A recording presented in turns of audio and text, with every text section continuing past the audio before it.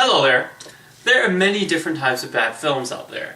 You have those that are excruciating to watch, and then you have ones where the filmmaking decisions are just so strange they become oddly enjoyable due to the failed execution.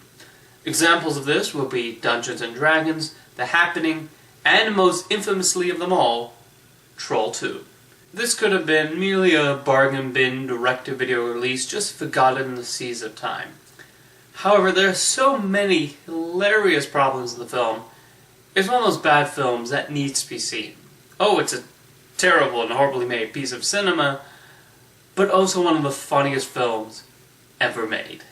Despite its title, this was never intended as a sequel to the 1986 film Troll, as is most evident by the creatures being goblins and not trolls. The film was directed by Claudio Fragasso, a protege of Italian schlockmeister Bruno Mattei, and despite his limited understanding of English, asked the actors to read their lines verbatim, despite the odd way they were written. Of course, this was not helped by the people who were cast being mostly amateurs and non-professional actors. In fact, George Hardy, who plays the father, is actually a dentist, and just wandered on set hoping to just be an extra. The direction was made even more difficult by the crew speaking mostly Italian and barely English, so there was certainly a lot that was lost in translation between the folks working on Troll 2. However, this only resulted in a funnier production. The sender of Troll 2 is the Waits family, who makes the inexplicable decision to trade houses with a bunch of strangers from the town of Nilbog. So, right from the start, we are dealing with characters who don't think and act like real human beings. Michael Stevenson plays Joshua, and whose job it is to make the same frightened face throughout the entire film, and feels the best way to stop his family from eating bad food is to urinate on it. He's also the one who makes the crazy observation as to why Nilbog has such an unusual name. We're obviously not dealing with Rhodes scholars here. The acting is barely above that of a high school drama club, with some of the most stale readings of lines you'll hear anywhere. Then there are the villains, which are hilariously silly in their execution. The goblins look like they got a bunch of children and gave them bags filled with hay and cheap Walmart masks to wear. These are the characters supposed to scare us in this so-called horror film.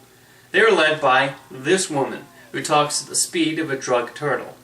Thank goodness nobody thought to give her a Tarantino-sized monologue to say, or Troll 2 would never end.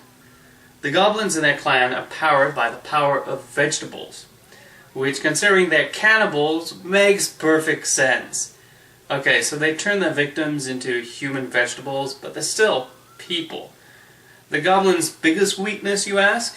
Not surprisingly, it's meat. Yeah, the power of bologna sandwiches is what defeats them. Apparently the reason behind this is Claudio Fragasso and his wife were upset at their friends becoming vegetarian, and so decided to write this as a message film about the dangers of becoming fully vegan and the power of meat. That's right, Troll 2 is trying to teach us something. However, the message is so completely muddled and hilariously presented, it only makes me want to just eat chocolate bars for the rest of my life. Nice going, Troll 2.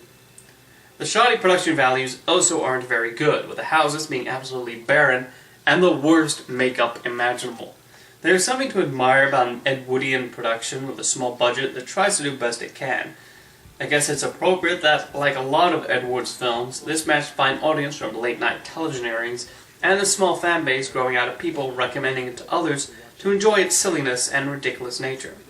Michael Stevenson even made a documentary about the cult following of the film and brought back the director and a lot of the actors to see how this little direct-to-video film managed to find a devoted group of people willing to turn it into a major midnight event. Is Troll 2 a good film?